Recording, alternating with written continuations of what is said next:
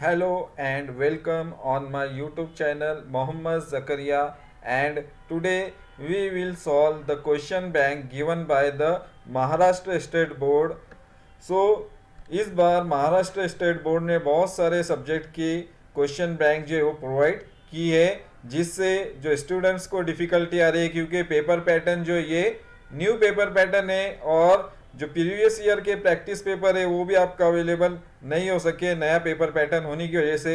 इस वजह से महाराष्ट्र स्टेट बोर्ड ने जो है वो क्वेश्चन बैंक हर सब्जेक्ट के लिए प्रोवाइड की है, तो जिसमें जो टाइप में क्वेश्चंस बोर्ड के एग्जाम में आने वाले हैं उसी तरह के क्वेश्चन जो है आपकी प्रैक्टिस के लिए यहाँ पर बोर्ड ने प्रोवाइड की गई है। तो हम आज जो है क्वेश्चन नंबर 1 जो है ज्योग्राफी का ए उसे सॉल्व करने की कोशिश करेंगे यहाँ पर। तो यहाँ पर कुछ इंस्ट्रक्शन भी दिए गए हैं, जैसे कि यहाँ पर सूचना दी गई है कि ये जो क्वेश्चंस बैंक है सिर्फ स्टूडेंट्स के लिए एक प्रैक्टिस के लिए दिया गया है। तो इससे आपकी प्रैक्टिस हो जाएंगी कि किस तरह से बोर्ड का पेपर जो है वो सॉल्व करना है। उसके बाद ये जो क्वेश्चन पेपर दिया गया है बोर्ड की तरफ से प्रैक्टिस के लिए क्वेश्चन बैंक, तो ये ज़रूरी नहीं है कि इसमें से ही क्वेश्चंस एग्जाम में पूछे जाए, इसके बाहर से भी क्वेश्चंस बहुत सारे आ सकते हैं एग्जाम के अंदर। तो ये सिर्फ इतना ही पढ़ना नहीं है बल्कि एक्स्ट्रा क्वेश्चंस भी जो है वो बोर्ड के एग्जाम में आने वाले हैं। तो एक्स्ट्रा क्वेश्चन जो है ये तो लर्न करना है क्योंकि ये बोर्ड की तरफ से दिए गए, तो इसकी स्टडी तो करना ही है जितने भी क्वेश्चंस है। और उसके बाद जो एक्सरसाइज दी गई है लेसन की हर चैप्टर के बाद उसे भी लर्न करना रहेगा। और मैक्सिमम क्वेश्चन जो है इस क्वेश्चन बैंक और जो एक्सरसाइज के क्वेश्चंस दिए गए हैं टेक्स्ट बुक में उसमें से आने वाले हैं। तो ये एक एक क्वेश्चन हम जो है हर वीडियो में मैं यहाँ पर सॉल्व करूंगा, और जो एक्सरसाइज के क्वेश्चन आंसर है वो ऑलरेडी मैंने सॉल्व किए हैं, उसकी लिंक जो है आपको वीडियो के डिस्क्रिप्शन बॉक्स में नीचे मिल जाएंगी। तो हर लेसन की आपको नोट्स वहाँ से प्रोवाइड हो सकती है। अगर कोई डिफ़िकल्टी आए तो वहाँ से आप उसके आंसर देख सकते हैं क्वेश्चंस के। तो इस तरह से मैक्सिमम क्वेश्चन की आपकी प्रैक्टिस यहाँ पर हो जाएंगी। तो फर्स्ट हम देखेंगे क्वेश्चन नंबर 1A। तो जो क्वेश्चन नंबर 1A है यहाँ पर क्वेश्चन बैंक में दिया गया वो है choose the correct option and complete the sentence. तो यहाँ पर सेंटेंस दिया गया है और उसके नीचे 4 ऑप्शंस दिए गए हैं, और इन 4 ऑप्शन में से 3 ऑप्शन जो है वो रॉन्ग है और सिर्फ एक ही ऑप्शन जो है वो करेक्ट ऑप्शन है। तो हमें उसे आइडेंटिफाई करना है और यहाँ पर आंसर में उसे कंटिन्यू डैश जो यहाँ पर दिया गया है उसमें उसका आंसर हमें लिखना रहेगा इस जगह पर। तो फर्स्ट है number 1, physical factors affecting on the distribution of population is. तो फिजिकल फैक्टर्स जो डिस्ट्रीब्यूशन पर अफेक्ट करते हैं पॉपुलेशन की वो हमें यहाँ पर आइडेंटिफाई करना है करेक्ट। तो यहाँ पर फर्स्ट ऑप्शन है एग्रीकल्चर, बी है mining, C transportation and D है क्लाइमेट। तो यहाँ पर अगर हम ऑप्शन देखें तो यहाँ पर फिजिकल फैक्टर पूछा गया है, तो एग्रीकल्चर जो है ये ह्यूमन फैक्टर है, माइनिंग भी ह्यूमन फैक्टर है और ट्रांसपोर्टेशन भी ह्यूमन फैक्टर है। तो इसलिए जो आंसर है हमारा वो है रहेगा डी, हमारा करेक्ट आंसर है। Answer D climate is the physical factors. तो यहाँ पर हमें फिजिकल फैक्टर्स में लिखना रहेगा डी क्लाइमेट। तो हमें 1 मार्क्स यहाँ पर मिल जाएगा एग्जाम में। देन क्वेश्चन नंबर 2 है human factor affecting on the distribution of population is. तो यहाँ पर अभी हमें ह्यूमन फैक्टर्स को आइडेंटिफाई करना है जो पॉपुलेशन की डिस्ट्रीब्यूशन को अफेक्ट करता है। तो यहाँ पर है A agriculture, B climate, C availability of water and D soil. तो यहाँ पर ह्यूमन फैक्टर जो है क्लाइमेट अगर देखें हम तो ये फिजिकल फैक्टर्स है, अवेलेबिलिटी ऑफ वाटर ये भी फिजिकल फैक्टर है और सॉइल भी ये फिजिकल फैक्टर्स है। फिजिकल फैक्टर्स मीन्स ये सब नेचुरल है, और ह्यूमन फैक्टर जो है वो है यहाँ पर ए ऑप्शन है एग्रीकल्चर। तो आवर आंसर इज वो है ए। यहाँ पर हमें एग्रीकल्चर जो है आगे कंटिन्यू इस यहाँ पर आंसर में लिखना रहेगा A agriculture. Then number 3, both birth rate and death rates are high during this phase, so population growth is stable, it is known as dash। तो यहाँ पर बर्थ रेट और डेथ रेट दोनों भी हाई रहती है, वो स्टेज को हमें आइडेंटिफाई करना है जिसकी वजह से जो पॉपुलेशन ग्रोथ है वो स्टेबल रहती है, ना ही बहुत ज़्यादा पॉपुलेशन ग्रोथ होती है और ना ही डिक्रीज होती है। तो वो स्टेज हमें यहाँ पर आइडेंटिफाई करना है। तो यहाँ पर ऑप्शन है A stage 1, B stage 2, C stage 3 और डी है स्टेज 4। तो ये सब स्टेजेस जो है ये डेमोग्राफिक ट्रांजिशन मॉडल के स्टेजेस है जिसमें टोटल 5 स्टेजेस दिए गए हैं। तो यहाँ पर 4 ऑप्शन है उसमें से, तो आंसर जो है जिसमें पॉपुलेशन ग्रोथ जो है बिल्कुल स्टेबल रहती है उसका आंसर है स्टेज 1। स्टेज 1 में डेथ रेट भी बहुत ज़्यादा रहता है और बर्थ रेट भी बहुत ज़्यादा रहता है जिसकी वजह से पॉपुलेशन ग्रोथ जो है वो बिल्कुल स्टेबल रहती है, बहुत ज़्यादा इंक्रीज नहीं हो पाती है और बहुत ज़्यादा डिक्रीज भी नहीं रहता है, बिल्कुल एक बैलेंस बना हुआ रहता है पॉपुलेशन ग्रोथ का। देन नंबर 4 है यहाँ पर the stage that shows zero growth in population transition theory is dash. तो यहाँ पर वो स्टेज को हमें आइडेंटिफाई करना है पॉपुलेशन ट्रांजिशन थ्योरी की जिसमें पॉपुलेशन ग्रोथ जो है बिल्कुल जीरो रहती है वहां पर। तो टोटल 5 स्टेजेस है उसमें से 4 ऑप्शंस यहाँ दिए गए हैं, A stage 1, B stage 2, C stage 3 and D जो है वो है यहाँ पर स्टेज 4। तो आंसर जो है यहाँ पर वो आना चाहिए था स्टेज 5, क्योंकि स्टेज 5 जो है उसमें पॉपुलेशन ग्रोथ जो है बिल्कुल जीरो या निगेटिव होती है, लेकिन यहाँ पर वो ऑप्शंस में दिया नहीं गया है। तो हम यहाँ पर हमारा आंसर कंसीडर करेंगे स्टेज 4। तो स्टेज 4 में पॉपुलेशन ग्रोथ जो रहती है बहुत ही मिनिमल रहती है बट जीरो नहीं है वो, लेकिन यहाँ पर स्टेज 5 ऑप्शन दिया नहीं गया है इसलिए हम स्टेज 4 लिख ले। लेकिन अगर एग्जाम में इस क्वेश्चन के अंदर स्टेज 5 भी ऑप्शन में दिया जाए तो हमारा आंसर हो जाएगा स्टेज 5। ये बात को याद रखना है, स्टेज 5 हम यहाँ पर आंसर लिखेंगे अगर ऑप्शन में स्टेज 5 दिया गया हो। अगर ऑप्शन में स्टेज 5 नहीं है तो डायरेक्टली हम स्टेज 4 का आंसर यहाँ पर लिखेंगे जिसमें पॉपुलेशन ग्रोथ जो है बहुत ही मिनिमल, बहुत ही कम होती है। Then number 5 broad base with narrowing apex shows that more people die at each higher band. It shows that, तो ये पॉपुलेशन पिरामिड का क्वेश्चन दिया गया है जिसमें जो पॉपुलेशन पिरामिड है वो रिप्रेजेंट करता है नैरोइंग एपेक्स और ब्रॉड बेस। तो उसमें क्या शो होता है वो देखना हमें, यानी कि more people die at each higher band it shows that. तो यहाँ पर ऑप्शन है A birth rate and death rate both are very low, B है birth rate and death rate both are low, C birth rate is high and death rate is low, और D option है birth rate and death rate both are high. तो यहाँ पर हमारा जो answer है वो है डी है। इसमें जो ब्रॉड बेस और नैरोइंग एपिक्स के पॉपुलेशन पिरामिड होते हैं वो रिप्रेजेंट करते हैं birth rate and death rate both are high, दोनों भी बहुत ज्यादा होता है बर्थ रेट और डेथ रेट। तो हमारा आंसर आएगा D birth rate and death rate both are high. Then number 6 ratio of males and female in the population is dash. जो रेशियो रिप्रेजेंट करता है मेल एंड फीमेल पॉपुलेशन को उसे हम क्या कहते हैं। तो यहाँ पर 4 ऑप्शंस है उसके, ए है सेक्स कंपोजिशन, बी है एज स्ट्रक्चर, सी लिटरेसी और डी है ऑक्यूपेशनल स्ट्रक्चर। तो यहाँ पर हमारा जो आंसर है वो है ए सेक्स कंपोजिशन। तो यहाँ पर सेक्स कंपोजिशन हमारा करेक्ट आंसर है जो सेक्स रेशियो को रिप्रेजेंट करता है मेल और फीमेल पॉपुलेशन की। देन नंबर 7 है यहाँ पर question, a person who can write read and do mathematical calculations in the country is known as dash.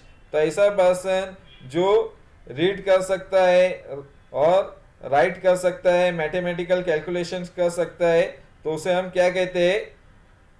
तो ऑप्शन है उसके A illiterate, B literate, C resource person and D है thinker. तो ऐसे person को हम कहेंगे लिटरेट पर्सन। तो जो बी ऑप्शन है हमारा, तो ये हमारा करेक्ट आंसर है लिटरेट, यहाँ पर आंसर आएगा। The person who is able to read write and doing mathematical calculation is known as literate person.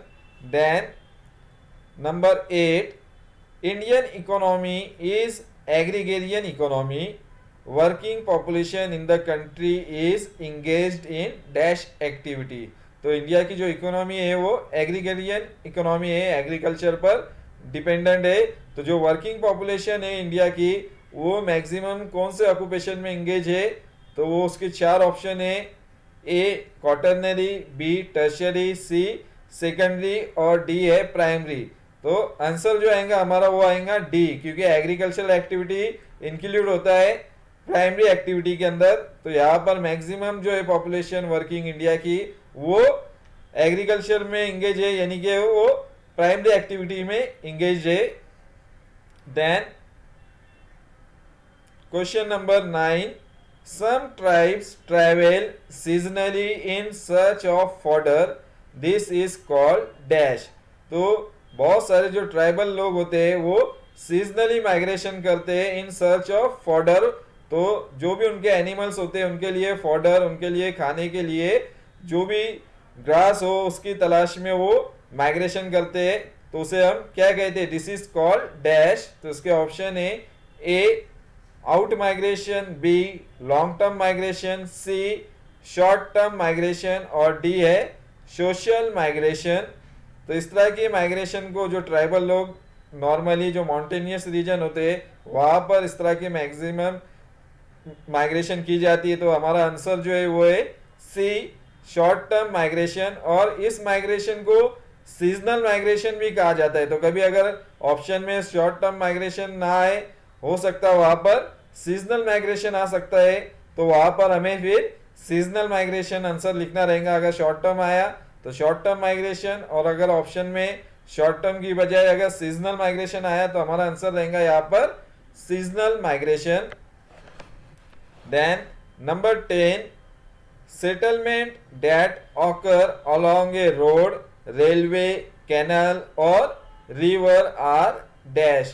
तो जो सेटलमेंट्स होती है ह्यूमन सेटलमेंट, तो ऐसी सेटलमेंट जो रोड के पास हो, रेलवे लाइन के करीब हो या कैनल या रिवर के पास हो, तो ऐसी सेटलमेंट को क्या कहा जाता है वो हमें डैश में लिखना है। तो उसके 4 ऑप्शन है। A rectangular settlement, B patternless settlement, C circular settlements और डी है लीनियर सेटलमेंट्स। तो हमारा जो आंसर है यहाँ पर वो है D linear settlement,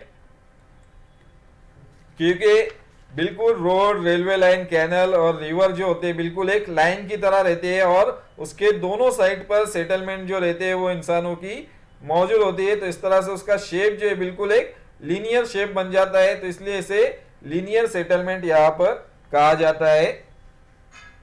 then number 11, settlements found at the confluence of two river और रोड्स आर। तो ऐसी सेटलमेंट जो दो रोड जहां पर एक दूसरे से मिलते हो, जहां पर दो रोड का कॉन्फ्लुएंस होता है, एक दूसरे से मिलते हो, या दो रिवर आपस में एक दूसरे से मिलते हो किसी एक पॉइंट पर, तो ऐसी सेटलमेंट को क्या कहा जाता है यहाँ पर हमें डैश में लिखना है। सो ए ऑप्शन है यहाँ पर पैटर्नलेस सेटलमेंट, बी ट्रायंगुलर सेटलमेंट, सी लीनियर सेटलमेंट और डी है रेक्टेंगुलर सेटलमेंट। तो यहाँ पर हमारा जो करेक्ट आंसर है वो है ट्रायंगुलर सेटलमेंट। तो इस तरह की जहां पर confluence of two roads and rivers होता है वहां पर इस तरह की सेटलमेंट्स हमें दिखाई देती है, ट्रायंगल शेप में वो सेटलमेंट वहां पर मौजूद होती है।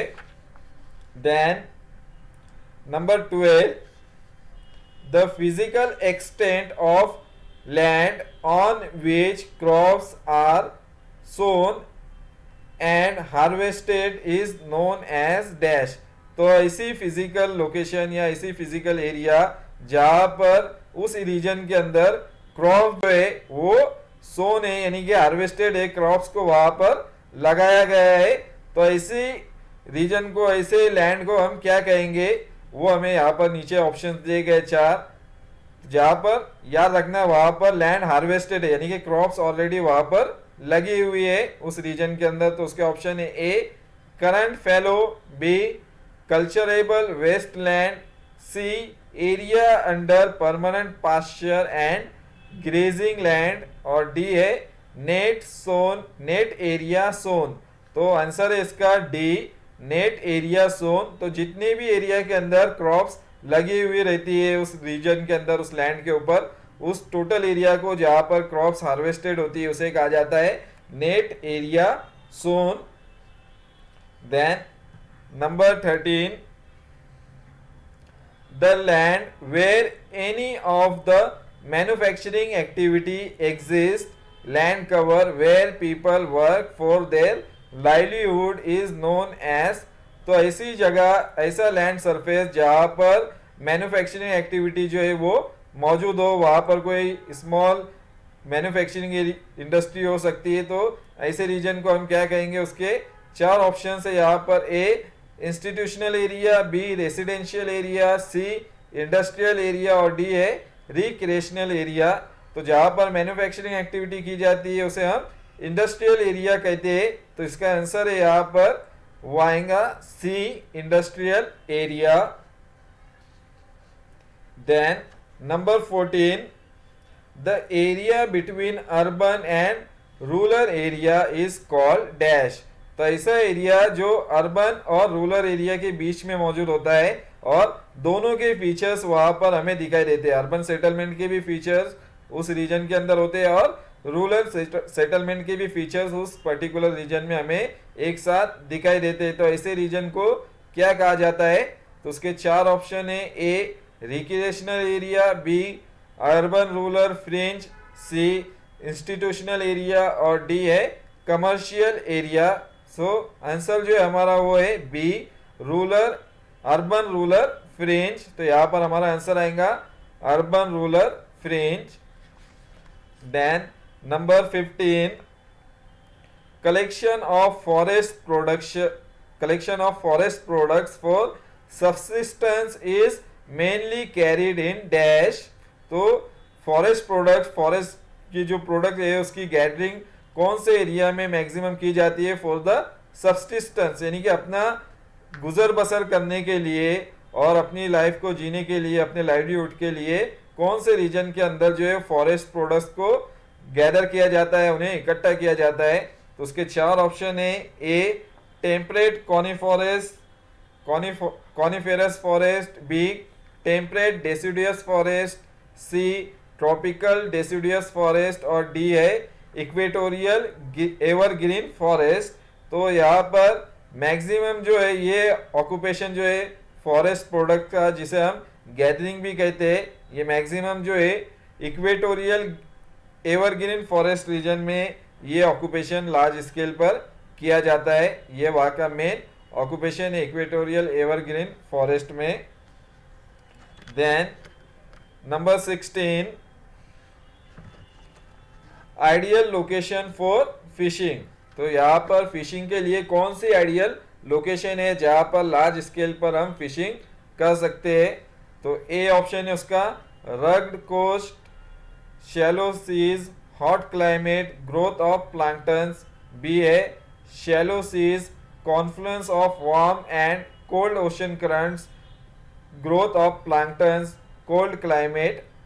Then C option continental shelf, growth of planktons, good fishing skill, cold climate, D continental shelf, rugged coast, growth of planktons, cold climate।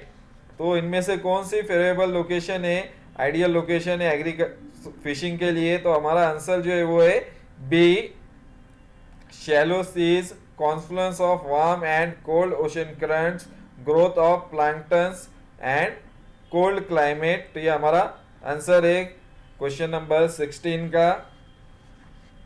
Then question number 17, primary economic activity not related directly to latitudinal location. तो ऐसी primary activity जो depend नहीं करती है और ना ही जो latitudinal location है उसे अफेक्ट करता है, यानी कि वो किसी भी रीजन के अंदर प्राइमरी एक्टिविटी जो है वो परफॉर्म की जाती है। तो वो है यहाँ पर चार ऑप्शंस उसके, A lumbering, B fishing, C mining, D agriculture.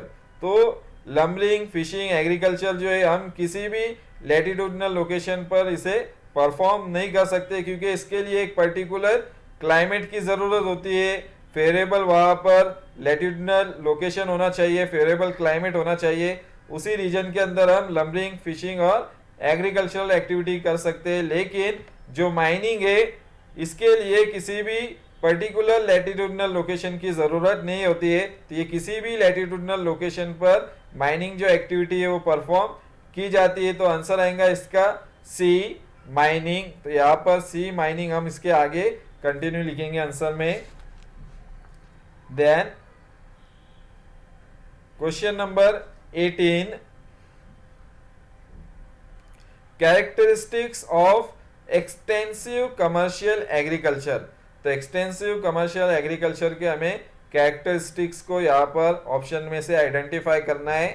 So A option है यहाँ पर monoculture, use of water, tropical cereal production, B monoculture, use of machinery, tropical cereal production, C monoculture, use of manual labour, equator, Thailand, horticulture, D monoculture, use of scientific knowledge, subtropical production of pulses. तो यहाँ पर जो हमारा main answer है वो है option B monoculture, use of machinery, tropical cereal production. तो ये हमारा ऑप्शन यहाँ पर बी ऑप्शन करेक्ट यहाँ पर आंसर है हमारा। Then number 19, the products obtained from the primary economic activities are used as raw material in dash economic activities। तो जो प्रोडक्ट्स हमें प्राइमरी इकोनॉमिक एक्टिविटी से ऑब्टेन होते हैं एज ए फिनिश प्रोडक्ट्स, उसे as a raw material use किया जाता है अदर इकोनॉमिक एक्टिविटी के अंदर। तो कौन सी इकोनॉमिक एक्टिविटी है जिसमें as a raw material use किया जाता है प्राइमरी इकोनॉमिक एक्टिविटी के प्रोडक्ट को?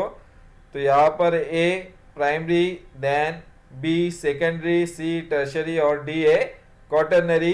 तो हमारा आंसर आएगा यहाँ पर बी सेकेंडरी इकोनॉमिक एक्टिविटी। यहाँ पर हम लिखेंगे आंसर में सेकेंडरी इकोनॉमिक एक्टिविटी। तो जो भी प्राइमरी एक्टिविटी से हमें प्रोडक्ट ऑब्टेन होता है उसे as a raw material use किया जाता है सेकेंडरी इकोनॉमिक एक्टिविटी के अंदर, और एक नया प्रोडक्ट और बहुत ज़्यादा एफिशिएंट और यूजफुल प्रोडक्ट जो है वो बनाया जाता है, जिससे उस प्रोडक्ट की वैल्यू भी इंक्रीज हो जाती है और उसकी लाइफ भी जो है वो इंक्रीज हो जाती है, बहुत ही ज़्यादा ड्यूरेबल वो प्रोडक्ट बन जाता है as compare to primary activity का जो प्रोडक्ट मिलता है। तो आंसर है B secondary economic activity. Then number 20, many governments support establishing such zones or regions which are specially developed for industrial production in India, they are called। तो ऐसी बहुत सारे रीजन्स जो है गवर्नमेंट फॉर्म करती है, उन्हें डेवलप करती है, जहाँ पर इंडस्ट्रियल रीजन उसे बनाया जाता है, और इंडस्ट्री की डेवलपमेंट के लिए बहुत सारे गवर्नमेंट जो है एक पर्टिकुलर जोन को सिलेक्ट करती है, वहाँ पर इंडस्ट्रियल डेवलपमेंट के लिए बहुत सारी फैसिलिटीज़ वहाँ पर प्रोवाइड की जाती है, और वहाँ पर बहुत ज़्यादा इंडस्ट्रियल डेवलपमेंट होता है उस रीजन के अंदर। तो ऐसे रीजन को या ऐसे जोन को इंडिया में क्या नाम से जाना जाता है, उन्हें क्या कहा जाता है? तो यहाँ पर हमारे ऑप्शन है ए सेज, बी ट्रांसपोर्टेशन जोन, सी मार्केट जोन और डी है कमर्शियल जोन। तो जो आंसर है हमारा वो है ए सेज। सेज का फुल फॉर्म है स्पेशल इकोनॉमिक जोन। तो यहाँ पर हमारा आंसर आएगा ए सेज स्पेशल इकोनॉमिक जोन इसे कहा जाता है। देन नंबर 21 है यहाँ पर टर्शरी एक्टिविटी डैश। तो इनमें से कौन सी टर्शरी एक्टिविटी है वो हमें यहाँ पर आइडेंटिफाई करना है इन ऑप्शंस में से। तो ए ऑप्शन है यहाँ पर use of resources, B finish goods, C raw material और डी है गुड्स ट्रांसपोर्ट। तो यहाँ पर हमारा आंसर आएगा यहाँ में से जो टर्शियरी एक्टिविटी है वो है डी गुड्स ट्रांसपोर्ट। तो यहाँ कभी कभी सिर्फ ट्रांसपोर्टेशन भी आ सकता है ऑप्शन में, तो यहाँ पर गुड्स ट्रांसपोर्टेशन गुड्स ट्रांसपोर्ट हम आंसर लिखेंगे यहाँ पर जो टर्शियरी एक्टिविटी में इंक्लूड होता है। Then number 22 natural port dash. तो इनमें से कौन सा नेचुरल पोर्ट है वो हमें आइडेंटिफाई करना है।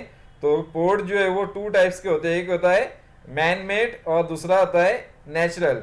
तो जो नेचुरल पोर्ट होता है उसे हमें यहाँ पर आइडेंटिफाई करना है। तो ए ऑप्शन है यहाँ पर Kochi, B Jawaharlal Nehru port trust, C Delhi international cargo terminal, D Mihan project, Nagpur cargo hub. तो जो आंसर है हमारा करेक्ट वो है कोची। तो कोची एक नेशनल पोर्ट है इंडिया का और बहुत ही इंपॉर्टेंट पोर्ट है, तो इसलिए नेशनल पोर्ट में आएगा Kochi. Then number 23 trans Australian railway dash. जो ट्रांस ऑस्ट्रेलियन रेलवे है ये बहुत ही इंपॉर्टेंट रेलवे लाइन है ऑस्ट्रेलिया के अंदर।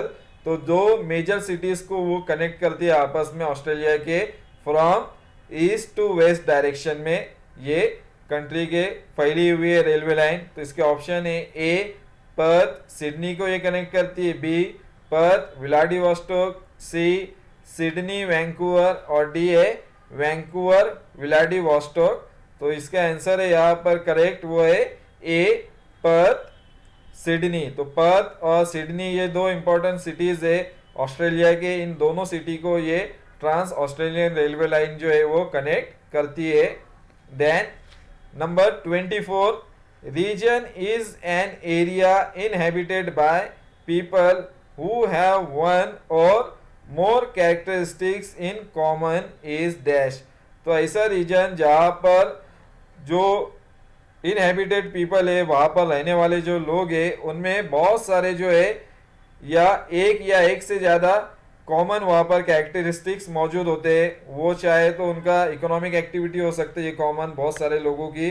तो ऐसे रीजन को हम क्या कहते हैं? तो उसके ऑप्शन है यहाँ पर A functional region, B physical region, C formal region और डी पॉलिटिकल रीजन। तो यहाँ पर 24 का जो करेक्ट आंसर है वो है सी फॉर्मल रीजन। तो ऐसा रीजन जहाँ पर बहुत सारे लोगों की जो लोग रहते हैं वहाँ पर उनमें एक से ज़्यादा जो है कॉमन कैरेक्टरिस्टिक्स वहाँ पर उन पॉपुलेशन की होते हैं उनके अंदर। Then number 25 A region decided on major function in specific area is dash. तो ऐसा रीजन जहाँ पर एक मेजर फंक्शन परफॉर्म किया जाता है और उसकी वजह से उस रीजन को एक पर्टिकुलर स्पेसिफिक उसकी आइडेंटिटी बन जाती है। तो ऐसे रीजन को क्या कहा जाता है? सो ए है functional region, B physical region, C formal region और डी पॉलिटिकल रीजन।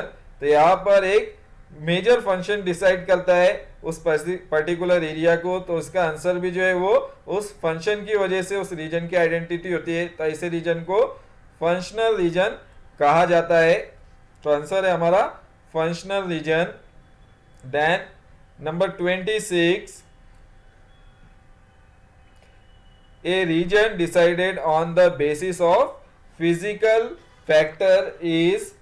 तो ऐसा रीजन जो डिसाइडेड किया जाता है वहाँ पर मौजूद उसके फिजिकल फैक्टर्स की वजह से। तो जो भी वहाँ पर फिजिकल फैक्टर्स अवेलेबल रहते हैं उसकी वजह से उस रीजन की आइडेंटिटी होती है। तो फिजिकल फैक्टर्स की वजह से आइडेंटिफाई किया जाने वाला रीजन जो है उसके ऑप्शन है A functional region, B physical region, C formal region और डी पॉलिटिकल रीजन। तो इसका आंसर आएगा यहाँ पर ऐसे रीजन को जो फिजिकल रीजन की वजह से फिजिकल फैक्टर्स की वजह से पहचाना जाता है तो उसे हम फिजिकल रीजन कहा जाता है। For example Himalayan mountain region ये फिजिकल रीजन है। Then Ganga river basin, Amazon river basin, then Sahara desert. तो इस तरह से ये सब फिजिकल रीजन है, उनकी आइडेंटिटी फिजिकल फैक्टर्स होते हैं। तो ऐसे रीजन को फिजिकल रीजन कहा जाता है ऐसे फैक्टर्स की वजह से। Then number 27, A region decided on the basis of human factors. तो ऐसा रीजन जो डिसाइडेड किया जाता है उसकी आइडेंटिटी जो होती है वो ह्यूमन फैक्टर्स की वजह से बनती है। तो उसकी चार ऑप्शन है यहाँ पर। A functional region, B physical region, C formal region और डी है पॉलिटिकल रीजन। तो इसका करेक्ट आंसर है यहाँ पर नंबर 27 का, वो है डी पॉलिटिकल रीजन। तो पॉलिटिकल रीजन जो है ये मैन मेड रीजन होते हैं। फॉर एग्जांपल कंट्री, स्टेट जो इंडिया है या पाकिस्तान है, तो इनकी एक पर्टिकुलर बाउंड्री होती है जो इंसानों ने वहां पर बाउंड्री जो है वो बनाई है। तो जो भी कंट्री हो गई या फिर स्टेट्स हो गए, महाराष्ट्र, मध्य प्रदेश, गुजरात, तो इनकी भी पर्टिकुलर एक बाउंड्री है जिसे खुद मैन ने बनाया, ह्यूमन बीइंग ने बनाया है। तो इसलिए इसे पॉलिटिकल रीजन कहा जाता है जो ह्यूमन फैक्टर्स की वजह से बनाए जाते हैं। Then number 28, A branch of geography which studies various subjects of social sciences. तो ज्योग्राफी की वो ब्रांच जिसमें जो सोशल स्टडी है उसके बहुत सारे सब्जेक्ट जो है उसमें इंक्लूड होते हैं और उसकी स्टडी की जाती है सोशल साइंस के सब्जेक्ट्स की। तो उसके चार ऑप्शन है। A economic geography, B physical geography, C human geography और डी पॉलिटिकल ज्योग्राफी है। तो जिसमें सोशल स्टडी, सोशल साइंस से रिलेटेड मैक्सिमम उसमें स्टडी की जाती है तो वो है ह्यूमन ज्योग्राफी, सी।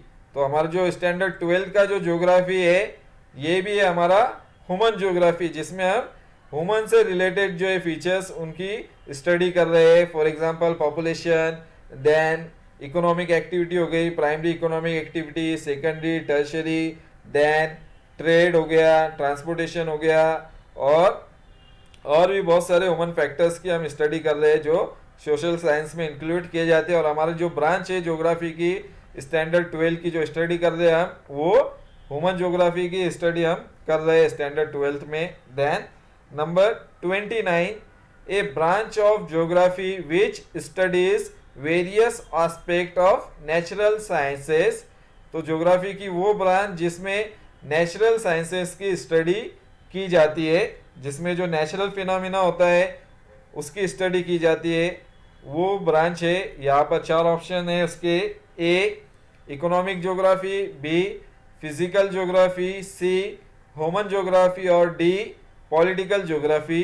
तो यहाँ पर करेक्ट आंसर है वो है बी फिजिकल ज्योग्राफी। तो फिजिकल ज्योग्राफी में जितने भी नेचुरल एलिमेंट्स होते हैं, नेचुरल फैक्टर्स या नेचुरल फिनोमिना होते हैं, वो सब हम फिजिकल ज्योग्राफी में स्टडी करते हैं। जो स्टैंडर्ड 11 में हमने ज्योग्राफी स्टडी किया है वो ज्योग्राफी की ब्रांच जो है फिजिकल ज्योग्राफी था, हमने जो स्टडी किया है, जिनमें हमने continent, oceans, then mountain, plateau, plains, forest, river, ये सारी चीज़ें जो थी हमने स्टैंडर्ड 11 में फिजिकल ज्योग्राफी में स्टडी की है। तो ये सब नेचुरल साइंस में इंक्लूड होता है। Then number 13, A man is more dominant than nature. This is, तो जो मैन है ये ज़्यादा पावरफुल है, ज़्यादा डोमिनेंट है नेचर के मुकाबले में। तो एक तरह का अप्रोच है जो ज्योग्राफी में बहुत सारे ज्योग्राफर इस अप्रोच को जो है वो मानते हैं। तो ऐसी अप्रोच को कहा जाता है जिसमें मैन को बहुत ज़्यादा डोमिनेंट, बहुत ज़्यादा पावरफुल माना जाता है। तो ऐसी अप्रोच को क्या कहा जाता है? This is dash. तो ए है नेचुरलिज्म, बी पॉसिबिलिज्म, सी इन्वायरमेंटल अप्रोच और डी है स्टॉप एंड गो अप्रोच। तो यहाँ पर जिसमें मैन को बहुत ज़्यादा डोमिनेंट माना जाता है, ऐसा अप्रोच रखने वाले को कहा जाता है। तो ऐसे अप्रोच को कहा जाता है बी पॉसिबिलिज्म, जिनमें मैन जो है वो नेचर से ज़्यादा डोमिनेंट होता है, बहुत ज़्यादा पावरफुल उन्हें कंसिडर किया जाता है। तो पॉसिबिलिज्म यहाँ पर हम इसका आंसर लिखेंगे। देन लास्ट है यहाँ पर 31, A nature is more dominant than man, this is dash. तो नेचर जो है ये बहुत ज़्यादा डोमिनेंट है मैन पर, और मैन जो है पूरी तरह से नेचर पर डिपेंडेंट होता है। इस तरह का भी अप्रोच जो है वो जोग्राफर का होता है। तो ऐसा अप्रोच रखने वाले को क्या कहा जाता है, यहाँ पर हमें आंसर में लिखना है। उसके 4 ऑप्शन है, ए नेचुरलिज्म, बी पॉसिबिलिज्म, सी इन्वायरमेंटल अप्रोच और डी है स्टॉप एंड गो अप्रोच। तो यहाँ पर इसमें थोड़ा कंफ्यूजन है इसके आंसर में। कुछ लोग इसे नेचुरलिज्म भी कहते हैं और इसका जो मेन आंसर आना चाहिए था ऑप्शन में वो था इन्वायरमेंटल डिटर्मिनिज्म। तो इन्वायरमेंटल डिटर्मिनिज्म इसके आंसर हम कहेंगे इसे। तो इन्वायरमेंटल अप्रोच नहीं कहा जाता है बल्कि उसे इन्वायरमेंटल डिटर्मिनिज्म इसे कहा जाता है, इसका करेक्ट आंसर। तो यहाँ पर हमारा आंसर आएगा सी इन्वायरमेंटल डिटर्मिनिज्म। इस तरह के अप्रोच को कहा जाता है जिसमें नेचर जो है बहुत ज़्यादा डोमिनेंट होता है। तो इस तरह से ये जो फर्स्ट क्वेश्चन का पार्ट था, question number 1A, choose the correct option and complete the sentence, ये यहाँ पर कंप्लीट हुआ है। और नेक्स्ट वीडियो में जो क्वेश्चन नंबर 1 का बी पार्ट है, कंप्लीट द चेन, इसको मैं सॉल्व कराऊंगा। तो नेक्स्ट वीडियो का वेट कीजिए, जल्दी मैं उसे अपलोड करने वाला हूँ। Thank you.